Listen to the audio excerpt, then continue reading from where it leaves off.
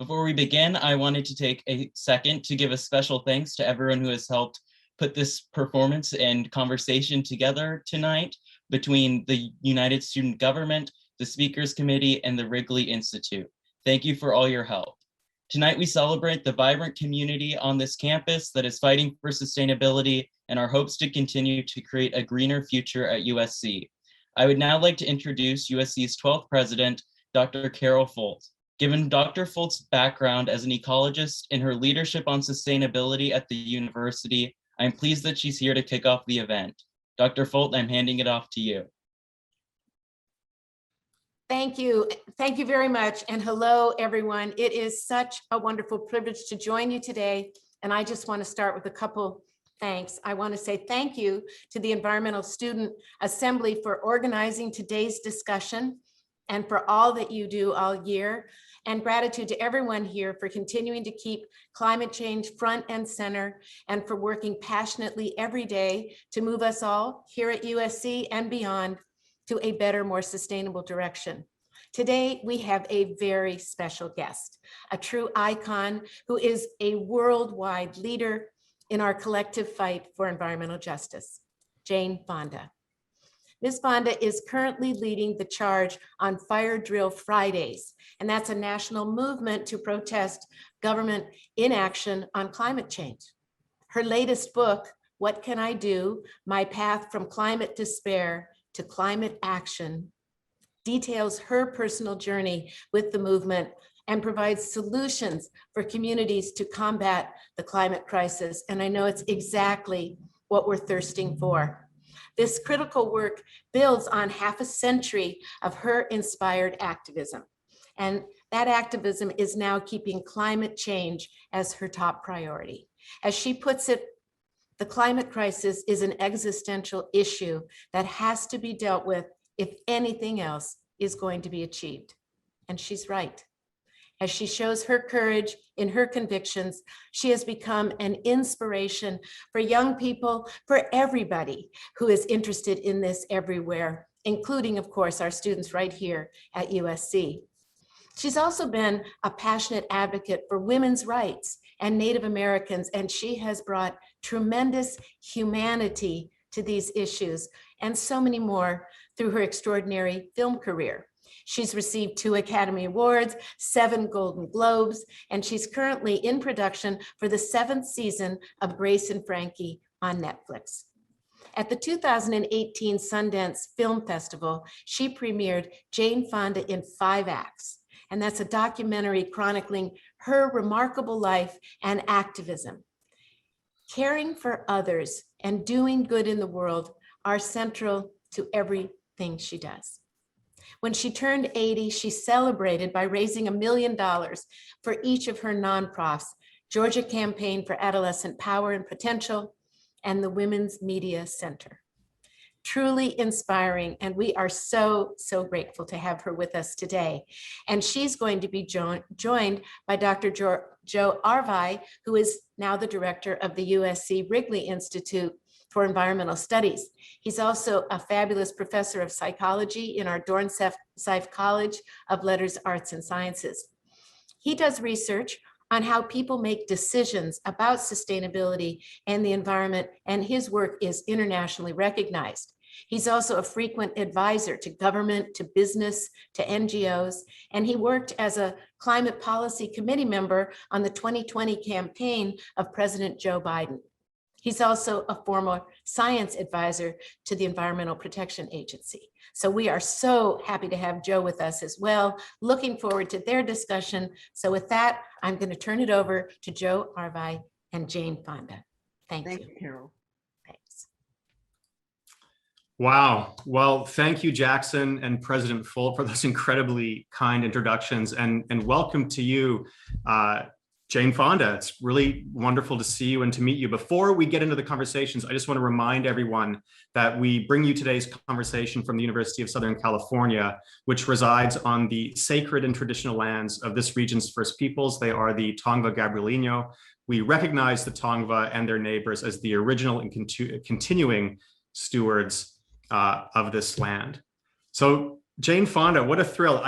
Just on a personal note, one of my first memories as a child was being taken to the movies to see 9 to 5 with my parents. So to actually be here with you today is a real thrill. Let's just get into it if you don't mind. I mean, your work as an activist is incredibly legendary. I'm going to read some names to you that I'm sure you recognize. Angela Davis, Bernie Whitebear, your work on the Dakota Access Pipeline. Commentators have written that the films 9 to 5, which I just mentioned, and the China Syndrome were examples of your activism through craft. So before we get into climate change, can you just tell us a little bit about where your passion and, to be honest, your skill for activism comes from? Did you have a mentor? Did you go to a class? What started all this for you? Well, my dad was a movie star. His name was Henry Fonda, and he made movies like Grapes of Wrath and 12 Angry Men and The Wrong Man. He made a lot of movies about race, about injustice. He played young Abe Lincoln, one of his early films. And, he was the kind of man that he never sat me on his lap and bounced me around and talked about life and values and how to live a good life. No, he didn't. But I learned about his values through his films, and I adored him, and I knew the films, the ones that were important to him. So, that was like the seeds that were planted in me very early in life. And then in 1968, I was married to a French person, a director, and I lived in France. And there were Vietnam veterans who, well, actually, they weren't veterans yet. They were GIs who had been in Vietnam and had deserted because they were opposed to the war. And they found themselves in Paris, and they looked for other Americans that could help them out. And, at that time, I didn't know very much about the Vietnam War, very frankly. I didn't have strong opinions. And so they took me under their arm, and they taught me about Vietnam. And they gave me a book to read called The Village of Ben Suc. And what they taught me and what that book taught me just changed me. I mean, I really finished the book and I was a different person. I had no idea. And I felt totally betrayed by my country. And at that moment is when I decided, this can't be going on in my country, and I'm living here and I'm not doing everything I possibly can to end it. And, it took a while because I was married, everything. But within about a year or so, I came back here and I became part of the GI movement against the Vietnam War. And that was the beginning of my activism. Although the first time I was ever arrested was with indigenous nations up in the state of Washington, claiming Fort Lawton as an Indian cultural center, which it now is. They won. That was the very first time I was arrested. But, I didn't really know what I was doing. I knew.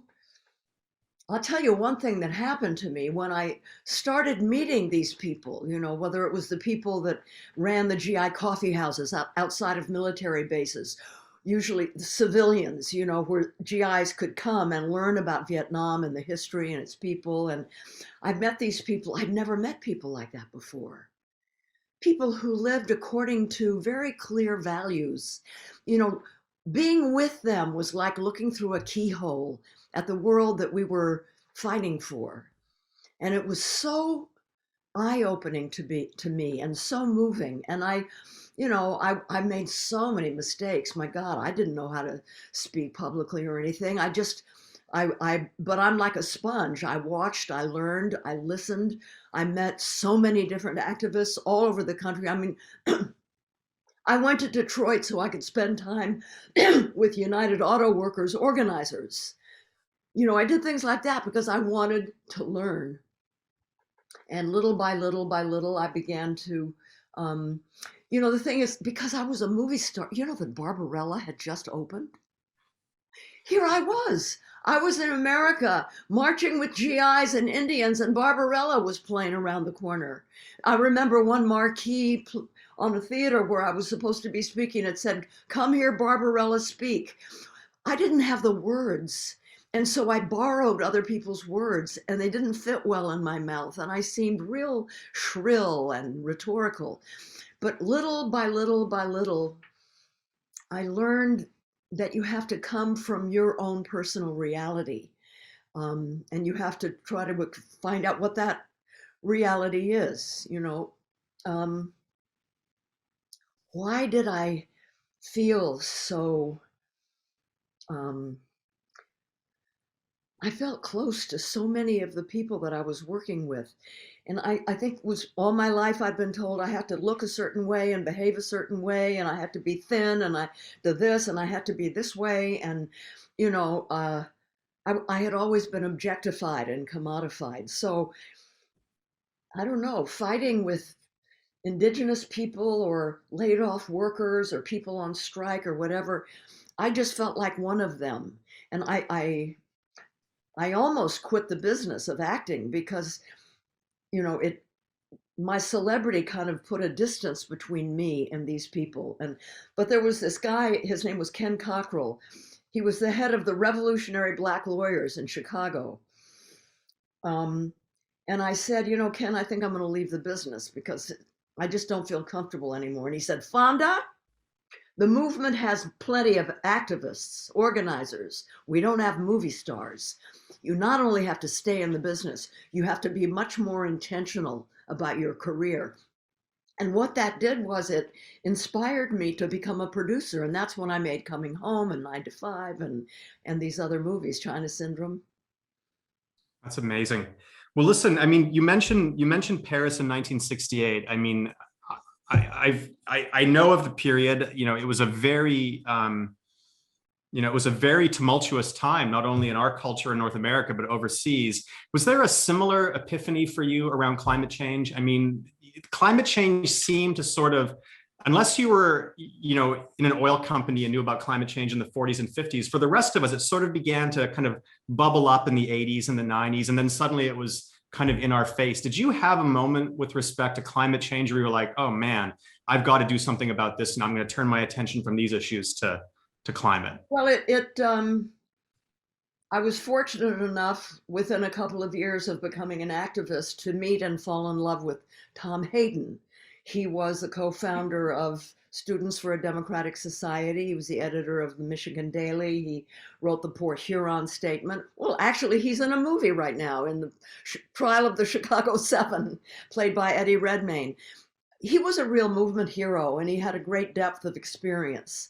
So I learned a lot from him, although, you know, for many years I borrowed his narrative. I didn't really have a narrative of my own. But it was while I was with him that, you know, we rented a place. I bought a house for $40,000 right on the Pacific. Can you believe that, in Ocean Park? Those were the days, man. Anyway, so there was a lifeguard station there, and there's one of those big runoff drainages, you know, that came from the city down into the ocean. And we began to know all the lifeguards that were near those drainages got cancer. We started to find out that there was toxic chemicals in those runoffs. And then my son got asthma. You know, these were the days where the air was really, really, really bad. I think my son and daughter, I mean, they were like 5 and 8 before they realized that there were hills all surrounding LA because you never could see them because the pollution was so thick. So because of the health of my children and because of the cancer that was developing and things like that, we began to realize that there was a real problem. And you know that we actually built a house in 1978. It was totally off the grid. It was all solar. We had a farm where we ran a children's camp north of Santa Barbara. The electricity came from a windmill and photovoltaic cells. This was in the 70s. And so we were a little bit ahead of the curve. That's incredible. You know, we just put solar on the roof here, and luckily we can see the hills out the window. So thank you for your work. Hey, listen, tell me about Fire Drill. Go ahead. Let me just interrupt for a second. Here's the difference, though. We knew about the terribleness of pollution and things like that because we could see it and feel it. We didn't entirely understand what it was doing to the atmosphere. You know, there was a lot of concern about the hole in the ozone level, but we didn't know about global warming right then. So we didn't recognize it as a looming existential crisis until later, until the 90s. At least I didn't. And you've had a chance to, I mean, you've talked to Greta Thunberg. I mean, you've been out in climate circles. I'm guessing you've been with Bill McKibben. Can you tell us a little bit about some of the activists you're working with on the climate front? You know, the smartest thing I did was I'll tell you when it really hit me. I mean, I've been a climate activist for a long time. I've marched in Paris, I've marched in Canada, and so forth. And I have a electric car, and I've gotten rid of single-use plastics. But I know that's the on-ramp. That's where you start. It's not where you stop. I knew that I wasn't doing enough. And the fact is, even if all of us did everything as individuals, it wouldn't add up to enough in time, right? And I was really depressed, and I just didn't know what to do. And in the Labor Day weekend of 2019, I read Naomi Klein's last book called On Fire, The Burning Issue of a Green New Deal. And it hit me like a ton of bricks. It was partly the way she wrote about Greta Thunberg, partly the way she wrote about the science. And the smartest thing I did was I picked up the phone and I called Annie Leonard, who is the director of Greenpeace USA, because Greenpeace is a brave organization. And I knew I wanted to do an action, create a platform and do an action. And not all organizations do that kind of thing. You know, they do legal work or whatever. And I was in Big Sur at the time, and there's no phone service. So I couldn't find a phone. She said she set up a conference call. Annie Leonard of Greenpeace, Naomi Klein herself, Bill McKibben, and a lawyer named Jay Halfon. I had to go to a place where there was an outdoor, old-fashioned, bright red telephone booth. Then I had to get an hour's worth of quarters. And during that call is when we decided it was going to happen every Friday, and it was going to be centered around civil disobedience. That's how it happened. And we didn't know, it could be just this old lady bopping into, DC and holding these rallies, and who cares? We didn't know if it was going to gain traction, but boy, it did. And we continued it. And I'm dressed like this because today's Friday, right? It's Fire Drill Fridays, right? This is the movement. Yeah, we had in 2020, we had 9 million viewers across all channels for our Fire Drill Fridays. Today, we had Senator Merkley talking about his Keep It in the Ground bill that he wants to pass and the importance of cutting our subsidies to fossil fuels. Now, did I read right that you actually moved to DC to do this, to be kind of in the face of legislators on climate change? Is that a true story? The true part of it is I moved there. I went to Ted Sarandos and said, could you let us postpone Grace and Frankie for a year so that I can do this for a year? And he looked at me, he's such a sweet guy, but he had already signed the contract. So I only had 4 months. What's not true is it had nothing to do with the legislators. It wasn't aimed at the legislators. And this is what's important. The leading climate research body is at Yale University's Climate and Communications program. And they have figured out that there are 25 million people in America who are very alarmed by the climate crisis, but they've never done anything about it because nobody's asked them.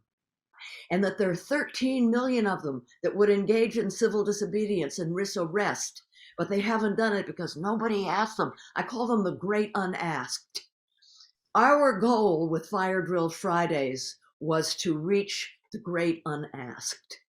And because I was 83 years old, I figure they're going to see me getting arrested and think, well, God, if she can go and get arrested, put her body on the line, maybe people started coming from all over the country, mostly women, mostly older women, across country. Some of them kept coming back and getting arrested, risking arrest. It was unbelievable what happened. And now it's continued for a year and a half. That's incredible. Is it working? I mean, how do you know it's working? I mean, is it just through the groundswell of support you're seeing? Is it people who are out marching? And I'm guessing it's happening everywhere. Well, we knew it was working in DC because more and more people kept coming. And then people kept saying, can we start it in our hometowns? We want to go national. So, the minute we realized that it was becoming a national movement, we started putting in place, because Greenpeace has the wherewithal to do that, and then COVID hit. And so how we know now is because people are coming to the Fire Drill Friday. It's 11 o'clock every Friday, our time, for an hour. And then we give them ways to go onto our website, firedrillfridays.com/take action. And it explains exactly who to write to and what to say. And thousands and thousands and thousands are doing it. And people write, how much they're learning. They are learning so much. That's remarkable. You just mentioned a second ago a movement, and there's another movement afoot now. It's been with us for a while, and sadly, it gained traction about a year ago with the murder of George Floyd. And now we are talking an awful lot, as we should, about diversity, equity, inclusion, environmental justice. How do you incorporate that into your work on climate change and into your work on Fire Drill Fridays? One of the things that I've learned, and I'm so grateful over the last year and a half, there would be no climate crisis if there were no racism. There would be no climate crisis if there were no patriarchy. If you boil it all down, you come right down to the root: colonialism, racism, patriarchy. They're all woven together, and they have to be addressed together, not sequentially. That's one of the things that we've been saying to Biden. Don't go and try to fix the economy and then do climate. Do it all together, and do the racial issues together and the economic issues together. And during those months that those fabulous uprisings were happening all over the country over the murder of George Floyd, and they were so diverse, racially diverse and gender diverse and ability diverse. We had Black Lives Matter movement for Black Lives kind of took over our Fire Drill Fridays, and always made the interconnection between climate and racism. It was wonderful.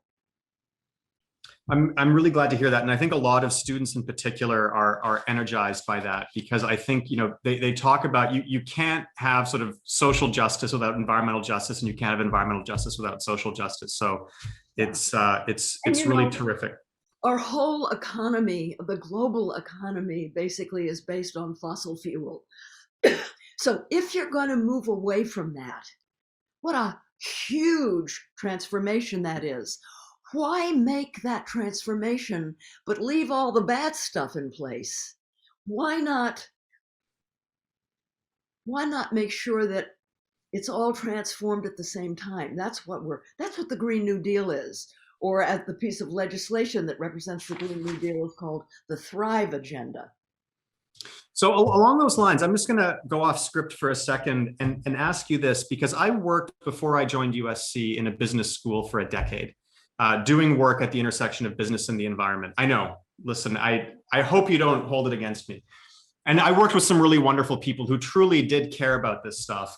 But there was this argument that unfolded in business schools around kind of the Naomi Klein, this changes everything, let's tear it down and rebuild it from scratch model. And then this other more kind of what a lot of my colleagues would have called a pragmatic model of letting sort of the markets take care of it. It sounds like you're in Naomi's camp, who's from Vancouver, where I'm from, more than perhaps some of these other business leaders. The other business approach is called neoliberalism. We've had it since the 80s, and look what it got us. There's never been more inequality. Corporations have taken over our government. White supremacy has risen to the surface. The scum also rises. Neoliberalism needs to be put into the ground and buried. It's proven to be the greatest market failure in the history of economics. It's not going to work. We have to we have this incredible opportunity that will never come again. Because if we don't take it, the world, the thing about the climate crisis, it's like a Russian nesting doll. Inside the climate crisis are all the other crises. But the climate crisis is the great magnifier. If we don't deal with it, all of the other things are going to get worse. Racism, the things that have happened to women, during the climate disasters, it's always the women that suffer the most. Men lurking outside refugee camps like in the Philippines and capturing girls to put them into sex trafficking. The men camps at the fossil fuel, in northern Minnesota and in North Dakota, sex trafficking and disappearing Indigenous women. It's it's all part of the same thing. And it's the first time that all these crises has converged at a time where if we don't act, it's going to be over. So for a young person right now, wow, you can change everything. And it can be what we've always dreamed of, a world that is truly democratic and egalitarian, that serves everybody's interests. We can do that now. It's never happened before. You know, it's remarkable to speak with you. President Folt said it. I mean, you are incredibly courageous, no holds barred. You know, I've done a lot of these kinds of conversations over the years, and people sort of dance around the issues. I'm not going to name names, but you could probably guess. You're right in it. It's really amazing. And not only that, you seem to know your stuff. So let me ask you this. How do you know this stuff? Do you read a lot? Do you have a book on your bookshelf right now? Do you have shows that you watch? How do you sort of piece this all together so that you're as learned about these issues as you are? Well, you always want to be with an organization of people who are way smarter than you are. Annie Leonard is one of the great organizers that I've ever met. My God, and all the people that she has put together to run Greenpeace. Oh my Lord. And there's the Last Chance Alliance in California, 700 plus organizations, including faith leaders and scientists. And they know so much. And I hang with them and I listen and I learn from them. Plus, I'm a voracious reader. I'm always reading.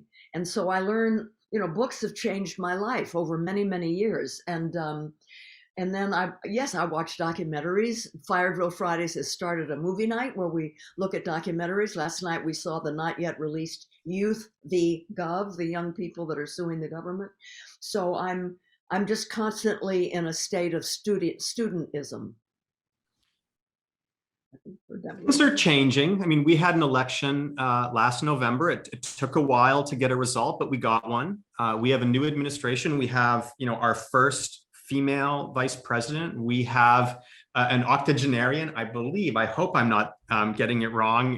In the it's not quite there yet. Not quite there. Okay, my apologies. My apologies, President Biden. Things are changing, and it seems like things are changing faster than in any period over the last 4 years at least, and maybe longer. You mentioned Green New Deal. There's a lot of things happening on the climate front. We've got a new EPA administrator. We've got new administrators at NOAA. People are listening to science again. And policy seems to be onboarding that science with respect to climate. So is this the time where you kind of take your foot off the gas on climate advocacy, or is it like full steam ahead for you? No. See, this is what I learned from Jerry Brown. When you have a somewhat friendly ear in power, that's when you put your foot on the gas. You know, when you have I won't even say his name, the guy who's got the orange hair, that kind of person in power, there's no, you know, you've got to work outside. You can't deal with that. But we have, I mean, who would have thought old Uncle Joe was going to come close to being an FDR? I mean, I would have bet my life that couldn't happen, but it's happening. But he's not doing nearly enough, but he can be persuaded. We've already seen Bernie sat down with him, God knows how many hours, and moved him. So we can move him. And when we can get out in the streets again, we have to get out in unparalleled numbers. Flood the streets. You know, while I was still doing Fire Drill Friday in Washington, the senators of the Senate Climate Subcommittee on Climate Change asked to meet with me.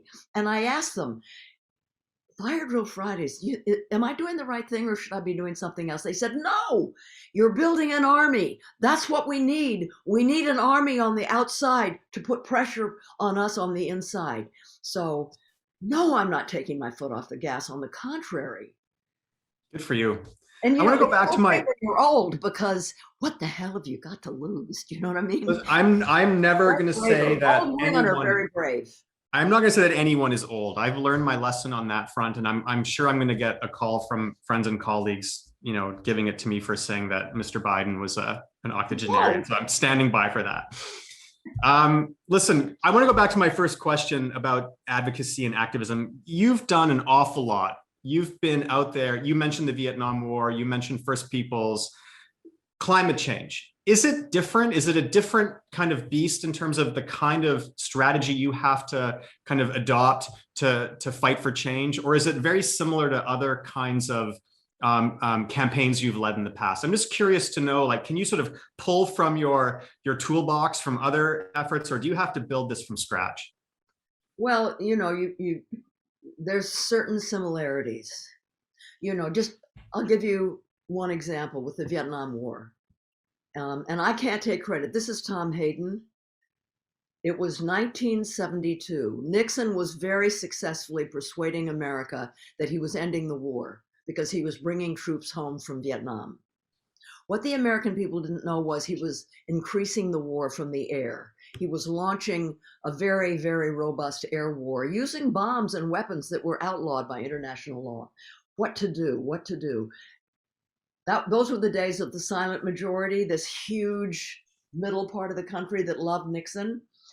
And really were very alienated from the anti-war movement because they were seen as, dangerous protests, uprisings, anything like that. We cut our hair, we put on suits and ties, and we went out and we started our campaign in Dayton, Ohio, at the Ohio State Fair.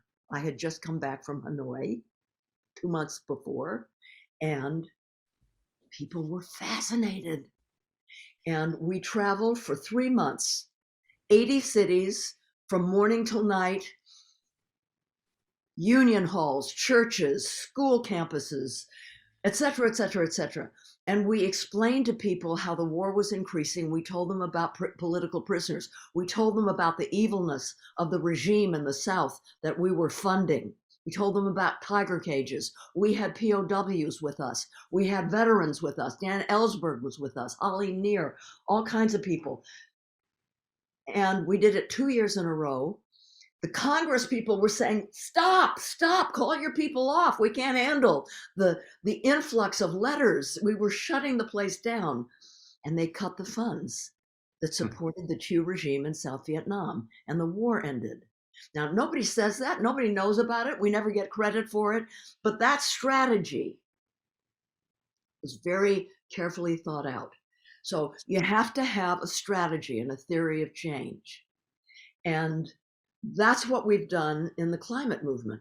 The really serious part of the climate movement began with students getting their universities to take money out of fossil fuel industries. Has USC divested from fossil fuels? Yes, ma'am. Yes, good. I'm so glad to hear that. But Us too. Was huge. That was huge. There's over like $12 trillion have been removed from the fossil fuel industry because of things like that the students started. And they're the ones that started it. And it began to expand out. Strategy. We can cut off the money. All right. Now our focus is cut off the subsidies. We give them $20 billion a year to these people that are killing us and destroying the planet. $20 billion a year. And do it in a way that is going to speak to middle America, speak to the great unasked. So that's the theory of change. It's amazing. Listen, I'm going to do my best impression of Terry Gross now. I'm going to do some. I get excited. No, this is great. I was going to say, I'm going to do my best impression of Terry Gross now and do a mid cutaway and say to the students and people out there, we will do a Q&A with Jane Fonda in about 10 minutes. So please send your questions in to the Q&A box. If you're a student, please flag that you're a student. I really want to frontline questions from you. And then my sister-in-law just texted me to say that President Biden is a septuagenarian. So thank you very much for that, Stephanie. You see, I'm getting like assistance as we're doing this live. Listen, I'm going to go back. I'm going to say that when we can all get back, into tight, packed auditoriums and things, invite me back when I will. Students live, okay? No, let's.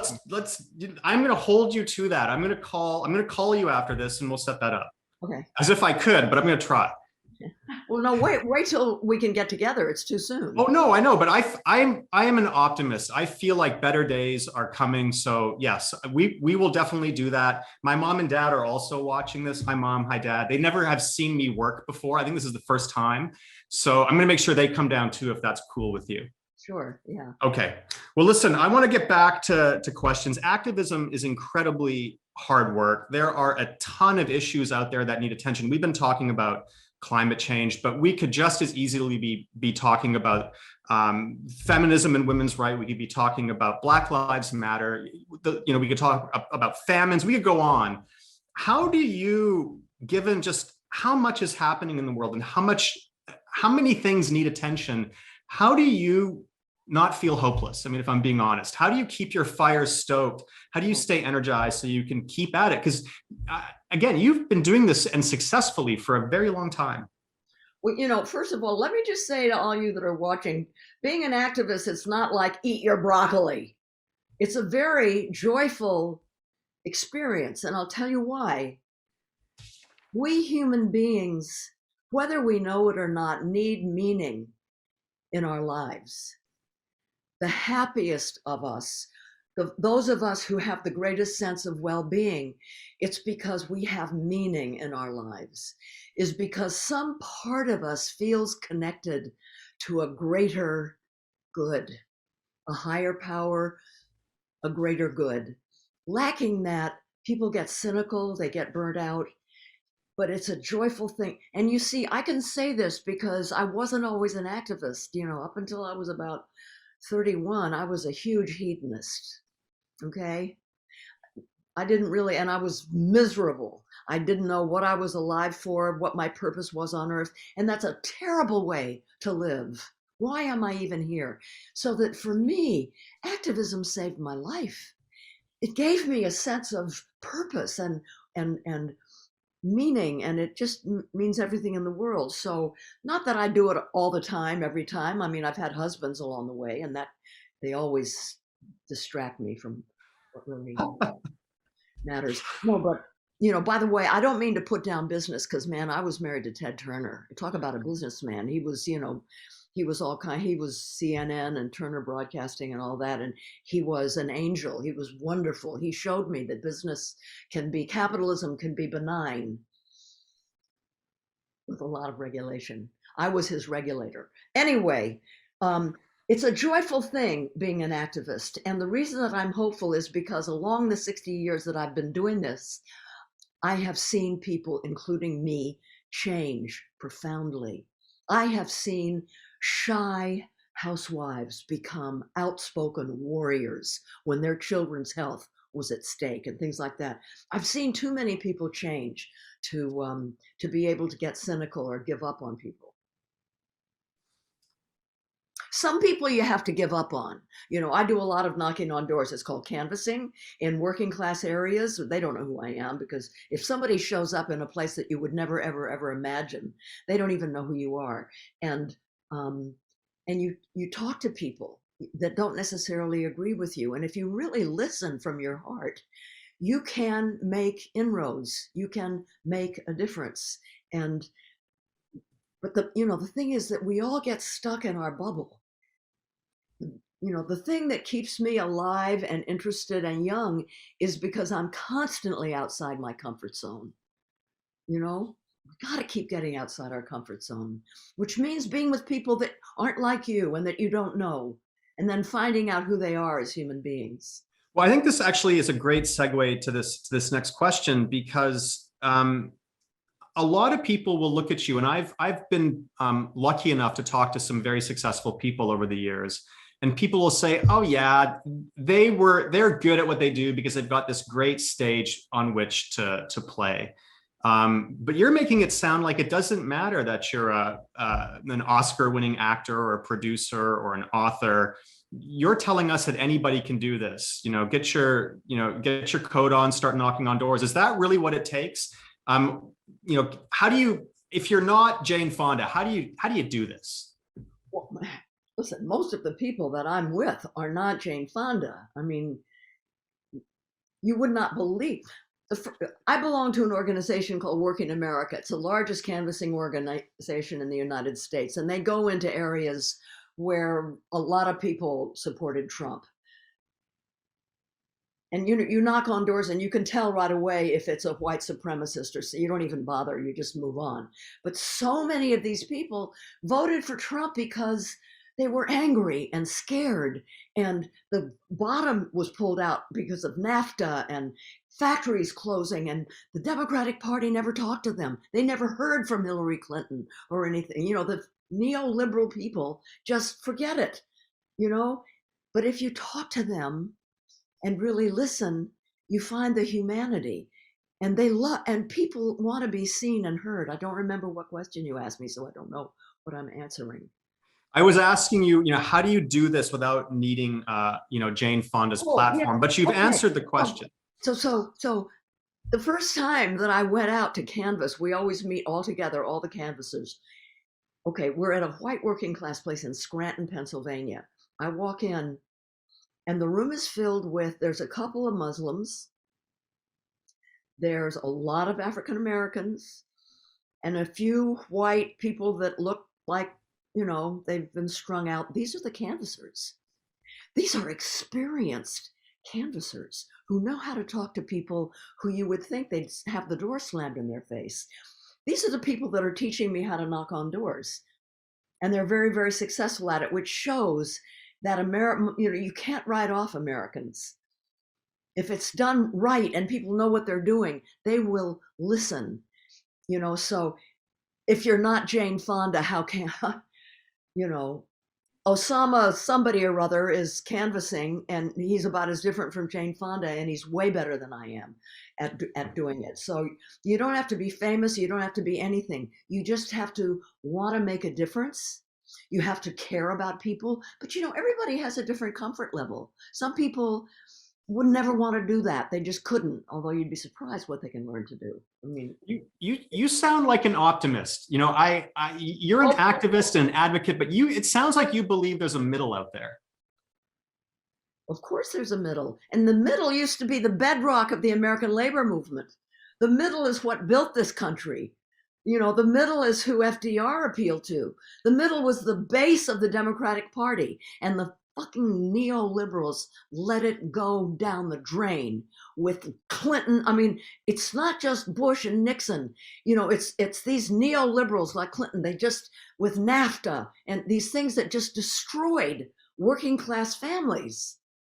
And what I like about what Joe Biden is doing, he knows those people. And he's trying to build this back up. And he's trying to do it fast, including the rural areas. I've been in rural America. We can't allow this to happen. We have to bring health clinics and businesses and factories and broadband to rural America, and small farmers and things like that. It can be done. It's not some secret sauce or anything like that. And Biden has to do it. He's not quite doing it enough, though. He only has 3 trillion. Needs 10 trillion. Well, let's lean on him to deliver on that, because I couldn't agree with you more. And I think, the problems are widespread. It's not just the kinds of issues we're talking about today around environment, sustainability, climate, but something as simple as broadband, and then the kind of wherewithal and skill to use it. There are a lot of people out there who, I'll take the vaccine as an example, who the vaccine is available, but navigating the internet to find a way to get a shot is impossible. Finding a way to even find broadband to get a shot if you're in a low-income community or a marginalized or minoritized community, almost impossible. Right. But, and what about, to what extent has the COVID pandemic opened our eyes to stuff? Did we realize how much of this country had not even a health clinic, much less a hospital, where people had to go for hours to get medical help? It's going to change. I think it's going to change. And I think that once this happens, that a lot of those people, because you talked about the middle, I do believe in the middle. Once they see that there are people who listen and look and care about them, they're going to change. You know what? I think you're right. We talk a lot about this at our dinner table, that I think a lot of things that are happening socially, as bad as the pandemic has been, as tragic as the pandemic has been, it has sort of shone a spotlight on inequalities and systemic problems that not only we as a country here in the United States, but as a world, we need to get our arms around. This has been a great chat. I'm going to start taking questions from the audience. I was going to start with a student question, but my last question actually was just asked by my faculty colleague, Gail Sinatra, and it's about, with students in the audience, a lot of passionate students who care. What advice do you give them and other young people about how to get started in following your path? We've talked about this a little bit, but if you were to look at, Jackson, for example, what advice would you give him about how to, take the next step and actually be an advocate for change? Well, it depends on where his heart is.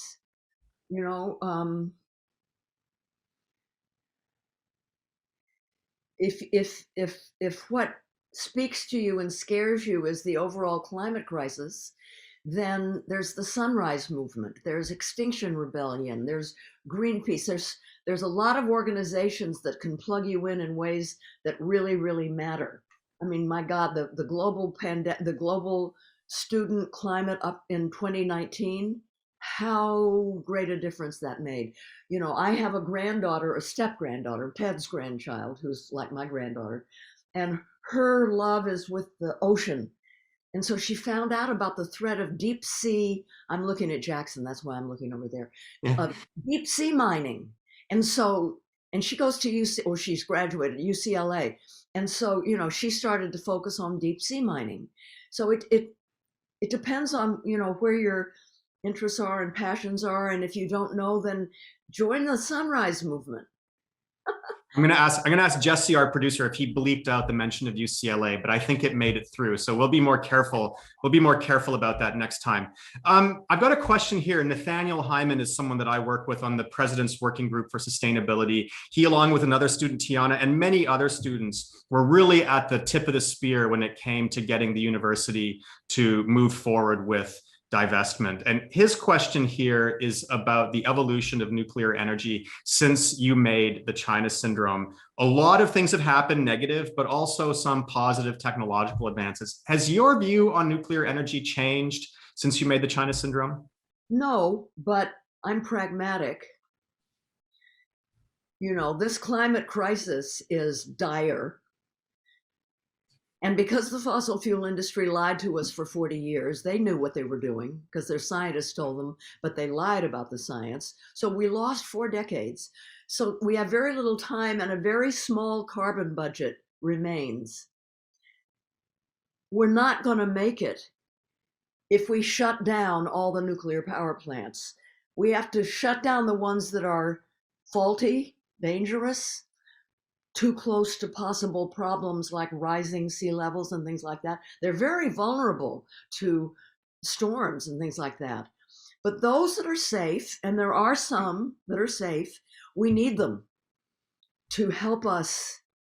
It's not natural gas, fracking, that's the bridge energy. It's safe nuclear power. And then once we are totally sustainable and green, we can phase them out, but not right now. Great answer. I couldn't agree with you more. I've got another question here from, and I'm sorry, I've got to read this. Jelena Liu, I hope I'm not getting your name wrong. She says, "Hi, Jane, thanks so much for being here. Can you share a bit, please, about your recent experiences on the front line of Line 3? Oh my gosh. Yes, I traveled. It was the first trip I took since the pandemic. I on a plane, and it's really weird to be on a plane now. I went to northern Minnesota because, whereas everybody knew about Keystone XL, everybody knew about Standing Rock. People don't know about the Enbridge Line 3. Enbridge is a Canadian company that wants to bring the tar sands. They are the dirtiest, they're heavy. If it leaks, it sinks in water and can't be cleaned up. Much more damaging to the environment than regular oil. They want to bring this oil through Minnesota under 200 bodies of water, including the headwaters of the Mississippi, underneath sacred, precious, fragile lakes where the tribal nations' wild rice grows. Their origin story told them thousands of years ago, go where the food grows on water. That's what brought them here. It's the only place in the world where this wild rice grows. And Enbridge wants to go underneath these lakes with tar sands across for oil to eventually go probably down to the Gulf of Mexico. A lot of it'll be exported. It must be stopped. these are permits that Trump gave when he was a lame duck president, and they haven't done environmental impact statements properly. And so I'm trying to do all I can. You know, it's when I first arrived on the tribal lands, and I was taken to this home where they were having their meeting, and I walked in. They were all women in their indigenous clothes, and they fed me bison and wild rice egg rolls and their indigenous food, and explained to me what they'd been strip searched, they've been put in cages, they've been crammed into cells with no protective gear during the pandemic. They are harassed day and night. Militarized drones are flying overhead 3 o'clock in the morning. The police, the local police, whose job it is to take care of local citizens, is getting money from Enbridge. Every time they do something related to Line 3, they're making more money than they've ever made. So they're incentivized to harass and arrest these indigenous people. And it did bring attention to Line 3. I went on to Lawrence O'Donnell, and you can see how I talk. I get all worked up. So when he gave me 6 minutes without stopping me, and I told the whole story in 6 minutes. Now we're trying to get Keith Ellison, the Attorney General, who's a good Democrat, I guess, in Minnesota, to try to do something. He hasn't answered, but you know, we've written letters to Biden. We're hoping that I'm optimistic. I'm hopeful that all those pipelines that Trump okayed are going to be stopped by Uncle Joe. If you, and I don't expect you to, but if you put my name in a Google search engine and type my name in Enbridge and hit news, you'll see what happened to me as a result of Enbridge. I was removed from a faculty position because Enbridge didn't agree with some of my research. So listen, you've made my day. Let's just end it here, please. No, I'm being facetious. When I was in Michigan for 10 years too, in Line 5, the exact same thing, under the Mackinac Straits. And the amount of leakage that they did in the Kalamazoo River. Oh yeah. God. I mean, they leak a lot. Yeah, no, it's funny. There was an article in the Globe and Mail maybe 7 or 8 years ago where they referred to the control room as the Keystone Cops. And I think it was obviously a very careful choice of words given the Keystone XL pipeline, which was kind of front of mind for a lot of people then. Listen, I didn't come here tonight to throw shade on Enbridge. I'm going to go back to questions. Natasha, oh my goodness, Nutkowitz. I hope I got that one right. How do we mobilize national policy, she asks. Should we focus on Green New Deal style bills, or should we focus on organizing locally? I have a feeling I know what you're going to say, but let's see if I'm right. Well, you have to keep up on, listen, none of us were taught civics. I went to really good schools, but what's ever happened to civics classes? But I'll tell you something, the last 4 years, I have learned, as have millions of other Americans, more about budget reconciliations, what the filibuster does, we're learning about government. So you have to know, what are the bills? There are very specific bills to support. So you have to follow Fire Drill Fridays, 11 o'clock every morning. Tune into Fire Drill Fridays, and we'll tell you what to do. But the main focus right now is cutting fossil fuel subsidies. If we can do that, it will accelerate the decline of the fossil fuel era. Another thing that's very important is, the bill that speaks to ending fossil fuel subsidies is called End Polluter Welfare Act. It's a good name. But then there's also S1. This is the bill that would turn around all the voter restriction acts and get dark money out of politics. That's a biggie, man. That is so important, but it can't go through budget reconciliation. And how we're going to get it past the filibuster unless some of those Republicans get religion or something. I don't know. Well, we don't have too much time left to help them find religion, but I got another question here, and I think this is a really important one. We've got a couple of minutes left. I could talk to you all night. This is so fun. This is from Laura Ortiz, another student. She's asking a very important question, which is to get people to transition to more sustainable lifestyles. You talked about solar panels. it's not an inexpensive proposition in 2021. We've got an awful lot of low-income people out there, people who've been marginalized, who've been left behind. How do we help them on the path towards sustainability? That's what Uncle Joe is doing. He is setting aside many billions of dollars, not enough, but it's a beginning, and we have to make him do more to bring alternative, green, sustainable energy to frontline communities that have been the most impacted by the fossil fuel industry. They're down in Wilmington, just an hour south of LA, where people are dying from pollution and asthma and cancer and heart attacks because they live right next to the wells. You know, that you can look out a bedroom window and see the pump going, and refineries and petrochemical companies. It's happening all over the country. He is setting aside money specifically to clean up and solarize those communities. Yay. And eventually solar panels are going to be really cheap. They're already way cheaper. Yeah, yeah. I think we've got time for one more question. This one comes from Amalia Almada, someone I know. She works with me in my research group. She'd like to ask you if there was one thing you could, that you would have known, or that you wish you would have known when you started on your climate activism journey. What might that have been? Or even just your activism journey in general. What would sort of today's Jane Fonda tell 1968 Jane Fonda about how to approach this stuff? Start from where you're at. I'll just give you a concrete example. In 1971, me and Donald Sutherland and a bunch of other performers, Latino, Black, women and men, did a tour. It was the antidote to the Bob Hope pro-war tour of the Philippines, Okinawa, Japan, Hawaii, and bases all around the country. It was called the FTA show, Fuck the Army. The name came from one of the GI newspapers.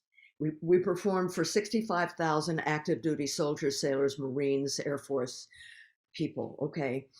As I said, Barbarella was newly released, and I think that a lot of them came hoping to see Barbarella. But I didn't wear any makeup then. I had the Clued hairdo. I wore jeans. I was not exactly glamorous. And I think a lot of them were not only disappointed, but angry about it. What I should have done is I should have come out and said, guys, let me tell you something. I know that you were expecting Barbarella. And I'm sure that many of you are disappointed. But let me tell you something. All my life, I've been told I'm supposed to look a certain way, and if I'm not sexy, blah, blah, blah, blah. I've been objectified, and I've changed. That was 2 years ago. I'm a different Jane today. I don't really want to be objectified. It's one reason why I can identify with all of you, because I know the military objectifies all of you. You're called GIs. That means government issue, like a tissue paper. We know, you and I, what objectification means like, so accept me the way I am, understand why I look this way, and enjoy the show. Start wonderful. where you are, instead of taking on rhetoric, you know, that doesn't fit into your mouth because you don't really know what it means. I mean, I became an activist when everybody was either Maoist or Trotskyist or, you know, Marxist. I didn't even know what any of that meant. You know, as I said a second ago, I wish I could talk to you for another hour or two, but we're running up against the end of our time. Jane Fonda, you are You're going to have me back, so. We are going to have you back, but what I'm going to say now is that you are a legend. And I mean that without any kind of hint of hyperbole. It's always fun, and in particular interesting, to talk to someone who's honest, who kind of lets it all out. You pulled no punches tonight. You talked about things that I didn't want to ask you about because I didn't want to, you know, open the lid on things to expose you to controversy that I didn't feel that it was my place to do, but you went there yourself. You are extraordinarily brave. You're showing it today. I cannot thank you enough. We are lucky to have you with us tonight, and we're lucky to have Jane Fonda fighting on our side. So thank you so much. Thank you. Joe. It's been really fun talking to you too. And I love you because you don't like Enbridge, so you're a good guy. Well, we can go for coffee one day. I'll ask for your autograph. We're going to tell you all about Enbridge. Before we sign off for tonight, I'm going to do some shout outs. President Folt, thank you for joining us tonight. Jackson, to your team, thank you. ESA, USG, USC Speakers Committee. Ms. Fonda's team who worked behind the scenes, you were great. And my team who works behind the scenes, Jessica, Catherine, Katie, you guys are the best. Thank you all for joining us tonight. Once again, Jane Fonda, what a thrill. Thank you so much. Thank you, Joe. Good night.